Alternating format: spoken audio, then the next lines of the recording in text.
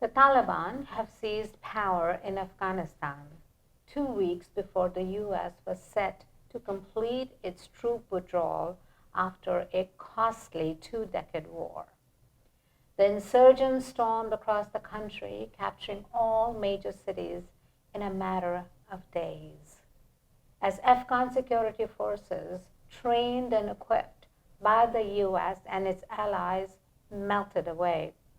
What does this withdrawal mean for the people of Afghanistan and the Afghan diaspora? We have in our studio Dr. Sohaila Aziz. Please join me in welcoming her to the show. Thank you so much for being here. Thank you very much. Thanks for letting me be in your show. Okay, well, it's our joy and our pleasure to have you here. Let me begin by offering our thoughts and our prayers for your people in Afghanistan, because what is happening there is very, very difficult for all of us to see. Can you please tell us what is happening? I understand that. I think that all our people, casual people, they are not themselves.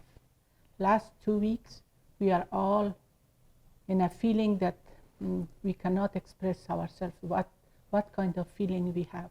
Mm-hmm. We feel so sad, terrible, and we think our country is gone to a disaster. Mm-hmm. And even our sleep is gone, and we think about our people. Mm-hmm. Our poor people in the last 42 years, they are in war situation. Mm-hmm. This is misfortunate of people, and our people, our country, they are destroying by others, by interference of other country, by interference of neighbors, mm-hmm. Pakistan, Iran, and some other political people like US, like Russia, mm-hmm. like China. Mm-hmm. They want to play a game with our country, and they want to just reach to their own game, mm-hmm. for their own benefit, but they don't think about our people. Mm-hmm. They are going to die. They don't have life in Afghanistan now. It is like women now in Afghanistan, they are like in prisoner. Mm-hmm. They cannot get out. They are so hopeless. Everybody cry. They send in some news, mm-hmm. some of their voice talk only, voice speech only. And in the voice speech, they cry that what can we do? Taliban came inside our house, mm-hmm. and they search our house, and they beat to death our family, that where we are. We are now, I'm sorry I'm interrupting you, because a lot of people have a hard time understanding. We've heard this word Taliban and Taliban. Who are these people, and why are they doing this to their own people, right? From what you're telling me, that they're terrorizing the people of Afghanistan. Taliban, from what I know, and you can correct me if I'm wrong, they are people of Afghanistan. They're Afghans. And why are they doing this to their own people? First of all, when they were fighting, mm-hmm. they were not all Afghans. Mm-hmm. Pakistani Taliban are with them. Al-Qaeda people were with them. And during, before the last 2 weeks, they were fighting. They entered to Afghanistan. Taliban created like more than 20 years ago by US, because they want Taliban. They funded Taliban to use them against Mujahideen, and they like take the government. So in that time, who are the Mujahideen? Mujahideen was people that those people were also created by US because of defeating Russia. Mm-hmm. So Mujahideen defeated Russia and United like Soviet Union. They divided, and they were broken. They have a bad economy, and they withdraw from Afghanistan. But then Mujahideen ruled there. And that time we didn't have a good memory from Mujahideen, because most of them, when they were fighters, they just got support from US. Mm-hmm. Those people were also not much educated. They didn't do good for the country. And so after that, also there are many things like communists before that were took over. So what is it that these countries want from Afghanistan? Like what does that country offer that, you know, so many of its neighboring countries, you know, countries that you've mentioned, want to control that country? Why? First of all, I'm talking about Pakistan. Pakistan have very like a bad relationship or against India. Like in the last government, Ghani had made a good relationship with India, and this was also a point. Another thing, Pakistan raised Taliban. They made madrasa or a school for Taliban. Why they made this? They kind of brainwashed them that they go for fighting, and they taught in their school, in their religion school, just for fighting and killing people. It's not Islam. They make bad name for the Islam. I'm a Muslim. I'm a good Muslim, and I always do pray. I keep fasting. I live in peace. Islam means peace. Islam means that you respect others, respect other religion, respect other people. It's a humanitarian religion, Islam. It's not like killing. In Islam, in translation of Quran, it is if you kill one person, it means that he was innocent. It means that you killed the whole population. But these Taliban, killing is very easy for them. They don't care about to kill who, how much bomb they fire in them, or they hide it in Afghanistan, how much rocket they fire, how much suicide bomb they did, how much people they killed. They just wanted to fight to take power, and Pakistan support them. So what's going to happen now, because they have taken over the government, so to speak? They don't have any experience in running a country or even forming a government. What do you anticipate is going to happen? Everybody is hopeless, but for now, because of appearance of an attraction of others, they just announce that we do this, we do that, we do that, because they are also like in financial hardness, that that they cannot run the government, that they need some expectation from Westerns, from United Nations, that other Western countries, that they give them fund, because Afghanistan were in war and nobody let them to grow and promote. And so because of that, they want to announce for something, but in reality, they are not doing that.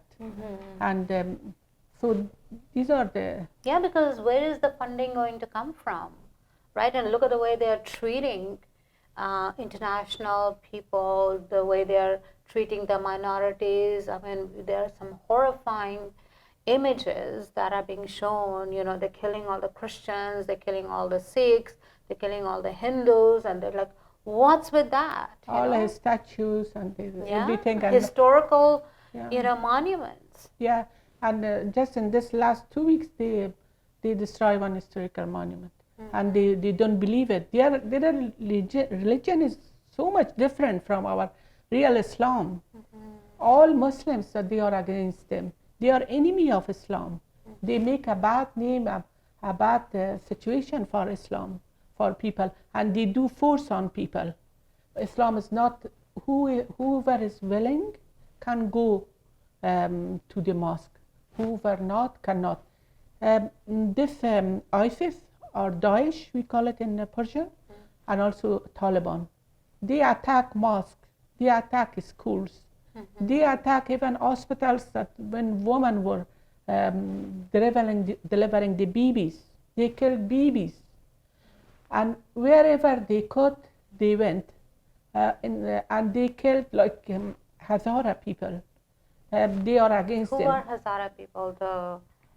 The minority of tribe, that they are very hardworking, educated, and they are very good people. But because of Shia and Sunni and those things, they are thinking this way. This is not real Islam. This is we are in the age now that we know which way is good and which way is bad. Everybody knows their way, and people of Afghanistan, they are 99.9% they are Muslim, and they pray, and their God is in their heart, and they respect everybody. But this is our misfortune. Yeah, because Afghanistan was not always like that. Afghanistan has had a good relationship with the rest of the world before, all of this began to happen. From what I have read about Afghanistan, there was a time when women went to school, university, and there was freedom for everybody. Yeah. And so it's the same people. Yeah. Right? And then something happened 45 years ago that has changed everything. The Russia, the Soviet Union invaded Afghanistan. Then after that, the US created Mujahideen. After that, US created Taliban. And then they support them until now, because they had agreement, first Trump, and then Joe Biden followed the same step of Trump, and even worse than that. And then taking your troops out in one day, I mean, it's okay to withdraw your troops because that's not your country. You were there for whatever reason. Now you've decided it's time to come back. Okay, that's a good thing. But then I think the problem was that they withdrew the forces so rapidly, just like, and created this vacuum without having a stable government, right? So American troops are in Europe, they are in South Korea, they are in Philippines, they're in so many parts of the world, and they're doing a good job in trying to create some kind of stability in the region, right? And they did the same thing in Iraq, and now all the ammunition is in the hands of Taliban. You know why? Because first Trump, then Joe Biden followed his step, and they did agreement with the Taliban, the terrorist group, and these two U.S. presidents gave them a prestige, gave them dignity, gave the terrorist group, and then they did agreement that we will withdraw from the Afghanistan, but you promise us. Who trusts the promise of Taliban? Nobody. See, they don't know, right? These are very complex issues that only the local people who are from that country or that part of the world can understand these intricacies, right? Living in a Western country, it's not possible to know how, Taliban or others like them, how they think and how credible they are or how integrous they are. I would like to know, and I'm sure my viewers would also like to know, and I guess the whole world is looking to see, is there hope for Afghanistan? And if there is, where does that hope come from? I myself is very hopeless. That every Afghan is very hopeless. But just we pray for our God that some brightness come to our country, because they never leave Afghanistan alone.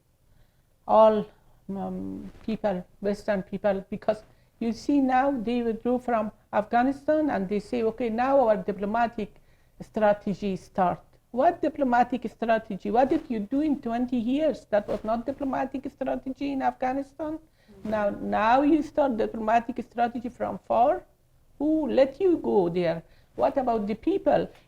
So this is, really, without having all the knowledge, I mean, from what we can see from the outside, that this is a failed policy, absolutely, right? Because, they were there for whatever reason that they were there for, and they were supposed to train the local people to, support, because it's the local people who run the country. And I guess nobody bothered to train the local people. And so whoever they were training, I mean, obviously they weren't trained enough because they all kind of surrendered. No, but You know, it was because of agreement of US and Taliban that they wanted to give the power to Taliban. Finally, they wanted to give the power to Taliban. Oh. So so government this was also, the plan all along. yeah, government also did not cooperate, and also in the back maybe they had some connection with Taliban. Taliban with force couldn't take the Afghanistan from the top. The leader that was president or other defense minister, other people, they just order to the soldiers, to the hate soldiers everywhere to surrender, because they had planned to give them the Afghanistan to Taliban. From one province to another province, they did like this. Finally, they took over the Kabul too.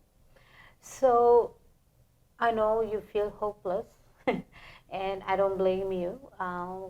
You know, because you know a lot more that is happening on the ground than most of us. But you know, we, as long as there is God, we all believe in God, and so there is always hope, right? True. And so, what would you like all of us who feel your pain to pray for? Because we're going to pray for you, and we're going to pray for Afghanistan. What would you like us to pray for? Thank you very much, Molly. So I understand the feeling of you and the feeling of all Western people that I saw, some of them, that how much they feel sorry for that airport scenes that had happened. And for now, like I just say another history that just today I saw, there is no money in the pocket of any Afghans. Now they ran out of money and they don't have food, and they go to the banks are closed, and they stand in the line, and Taliban come and beat them to go away from the line. They are not allowed to take even $200 from the bank, their own asset, their own money, because they say we need money. This is 2 weeks that we didn't work. We don't have food. We don't have money to buy anything. We will die from starvation, from anything. But Taliban do not allow. And women, they are so scared, just they go from one house to another house, especially some famous woman. And okay, so US want to take out those people, those allies that they work with them. What about the resting 35 exactly. million population? No, they haven't taken out. Even Canada has not, brought out everyone who should have been brought out, who worked with the Canadian forces. Last I heard was about 2,500 people are still in Afghanistan. So on behalf of our government and because it's not the people of Canada, that has failed the Afghans. And so we want to apologize to you and to your people, and we promise to pray for peace to return in this madness. This is madness, right? Yeah. And it's not about religion. It's not about what tribe. It's not about what language or what ethnicity, right? It's about people, right? And we believe, all human beings are created equal, and they're created in the image of God, and they're important and they're precious, and prayers do work. Yeah, thank you very much. Right? So I want to invite all of you to designate 5 or 10 minutes every single day when you pray for your family, when you pray for your own needs, to add into your prayers a prayer for the safety and protection of the people of Afghanistan, and also for peace and stability to return to that country. Thank you so much for being here. Thank you very much. We Afghans really appreciate from Mr. Trudeau that he's so caring Vice President, that he said from the first day, he said that it's a terrorist group. Taliban is a terrorist group. So we don't want to have recognize them officially or anything. He's in support of good people. I appreciate, and I'm so lucky that I live in Canada. Yes. We have lots more for you. Don't go anywhere. Thank you so much. Thank you. We stand with you. Thank We you. stand with your people. And we stand with Afghanistan. Thank you very much. Thank you. Thanks for giving me time to Our talk with pleasure. you. Thank you.